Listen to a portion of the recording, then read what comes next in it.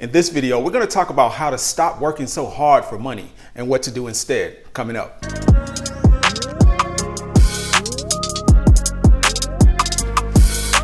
So I know on this channel, we talk a lot about financial freedom and financial literacy. And one of the common threads is that we are working too hard for the money that we get. And that's one of the main things that really keeps us from ever reaching, financial freedom or really having an understanding of our own financial situation and how we can propel that to a different sphere or a different space in our lives. So today I wanted to talk about some of the things that we can do to stop working so hard for the money that we get. And one of the first things that you need to do is really to understand and believe that you have value.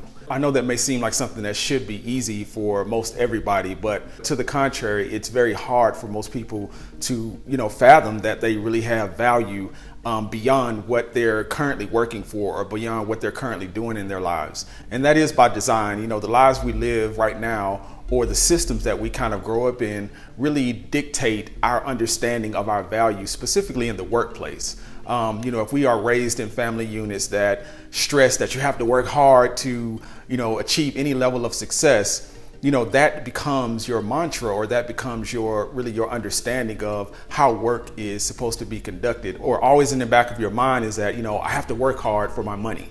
And there's nothing wrong with working hard. There's nothing wrong with hard work, because hard work and determination is a key component to moving forward in anything in your life, especially if those things are hard to do. You have to have that tenacity and drive to get up and do what you need to do to get things done. And that's very important. So I would say never lose that.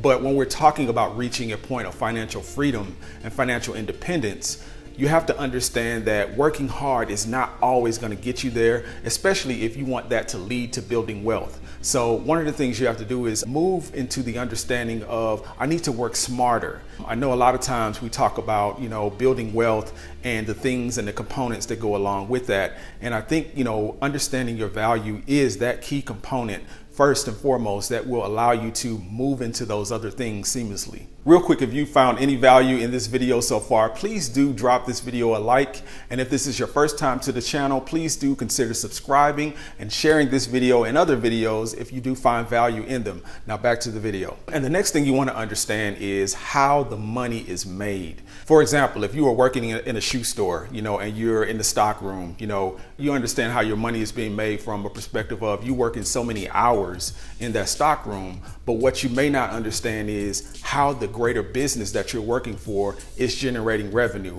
and how much you're really worth to that business. Like, you may be getting paid $11 an hour to work in that stock room, but the business itself may be making $40 an hour off of you working in that stock room. So really understanding how the money is made in whatever you're doing can position you to, again, having that value and understanding that value and being able to stop working so hard at doing something, because you can always ask for more.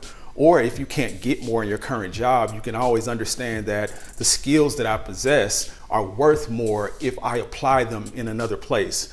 So that really gives you that understanding, gives you that perspective when you do understand how the money is made in whatever you're doing. Further, when you have that understanding, it does position you to, start to do other entrepreneurial things. Like if you want to go into business for yourself, you would be surprised that a lot of people going into business don't really know how the money is made on what they're going into business for. They figure out quickly that they can't be profitable in what they're doing because they don't understand how the underlying money is made. And, being able to really have a clear picture of that is so important in everything. When you're talking about money and finances, you want to know how the real money, how the core money is made at what you're doing. And it actually will start to create a sense of wealth building in your mind, because you can see the value in things as you go out into the world. You can say, oh, you know what?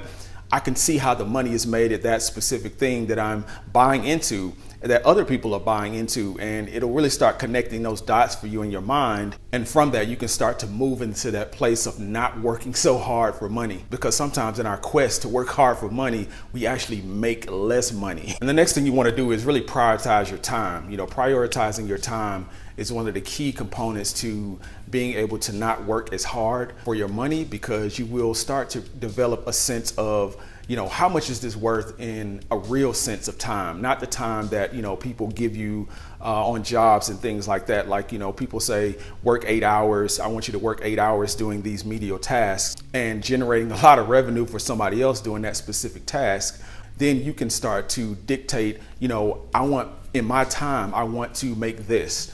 In this amount of time, I want to, focus this amount of time on this specific thing, and have money not be an object in my life, because I'm focusing my time on something that is more valuable than, this little bit of money that I can make over here. And that can be a really big shift for most people, because it's hard to get out of the mindset of, I'm making this amount of money an hour. We all have bills to pay. We all have things that we have to pay for. But I think, you have to be able to shift that perspective and get into the perspective of, no, I want to be able to, buy this much time. I want to be able to acquire this much time in my life so that I can do the things that I want to do that don't, revolve around money. And that's a very important place to get to if you are thinking about building wealth, and, reaching a point of financial freedom and being able to just do things with your life that, extend beyond just money making. You don't have to be a person that is trying to reach financial freedom or any of those things, but we just want to give you a clear picture of what it takes to reach that point. And a lot of times it really revolves around your understanding of how to not focus so much on working really hard for the money that you receive, but working smart so that money comes to you in greater amounts for doing less. Now, the next thing you want to do to stop working so hard for money is to nurture good habits. And really understanding what those habits are is the first step to that. You may be doing some things right already that really lead you to having good habits with money, or you may be doing some things wrong, but knowing what those are and knowing where you fall in that spectrum is very important.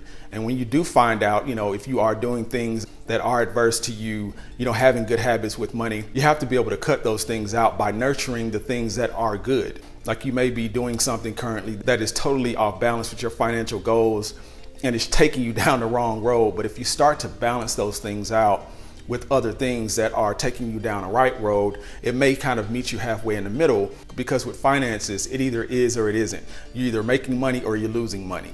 But if you can create those different scenarios that are balancing those things out, you will at least get into an even space where you can start to make the right decisions or continue to make the right decisions. Which leads me to the last thing. Once you figure out what is working, repeat those processes over and over. You have to be consistent with those processes that are working in your life once you recognize them.